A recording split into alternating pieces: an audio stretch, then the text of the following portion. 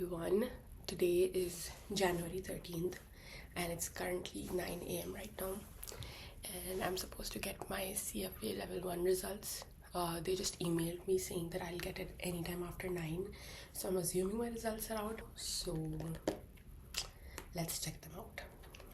The only thing about this exam that I want to share before I open my results is the fact that I have literally zero idea if it is a pass or a fail, because I think the exam went well for me, but then again you can't tell because the exam is so lengthy, so you can't tell how much of it you actually did right or wrong, and you don't really feel like you're gonna pass or fail unless you were obviously very good at it. God, please, God, please, God, please, God, please, God, please, God, please. Going on my Outlook right now. Okay, there are some emails. I feel so scared.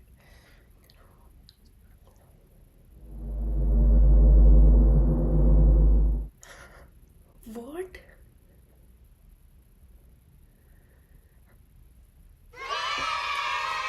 Okay, the email says, congratulations, your hard work and dedication paid off.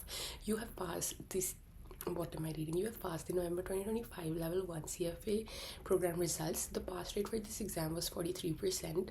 You can view your detailed report here. I think the maximum score that you can get is 1900, and then the passing is 1600. And I'm over the pass grade. I'm at 1690. Only thing that I did not do well and I actually underperformed the average was derivatives, because I think I understand derivatives very well, but when it comes to solving questions, I don't know what happens to me. So derivatives I was actually below average, but all the other ones I was above average, and for some I was way above average. I'm so excited. What? That is crazy. That is literal craziness. I can't believe I've written my CFA, because it's so lengthy. I just didn't want to get it again. So I would like to thank God, thank my family, my friends, and myself, girl, because itni humne mehnat ki hai. It has paid off. I feel extremely proud. Okay.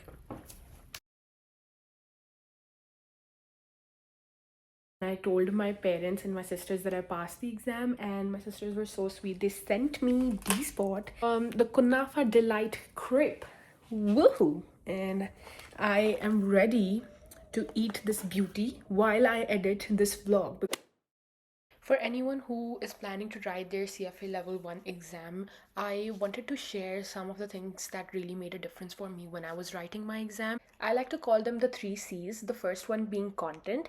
The CFA level 1 content is vast and it covers about 10 different subject areas.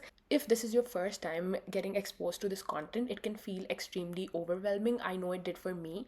But one piece of advice that really stuck with me throughout was that they are not really testing the depth of your knowledge, but they're testing the breadth of your knowledge.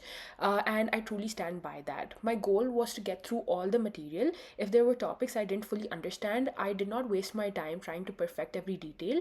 I instead focused on understanding the core idea and moved on. That approach really helped me save not only my time but also a lot of energy, which is very crucial during this long prep journey.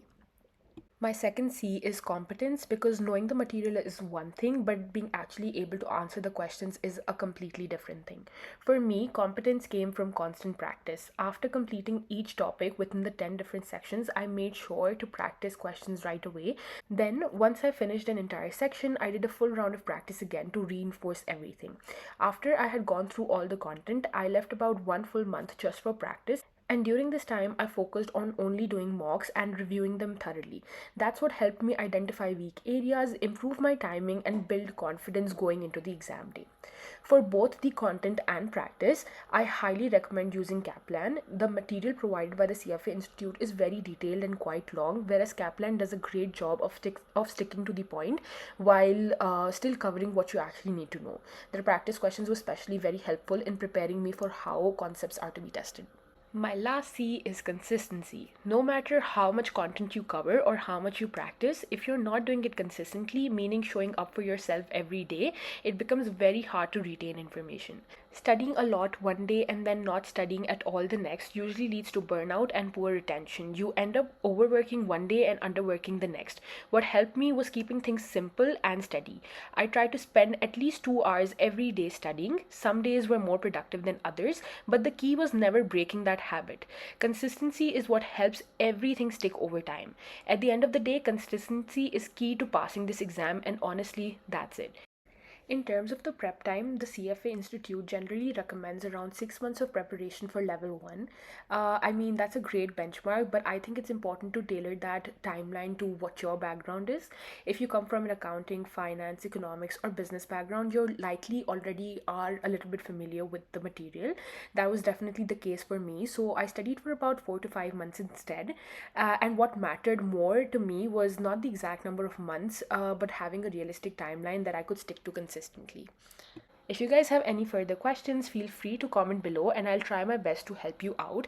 And that's it for today's video. I hope you guys liked it. Bye.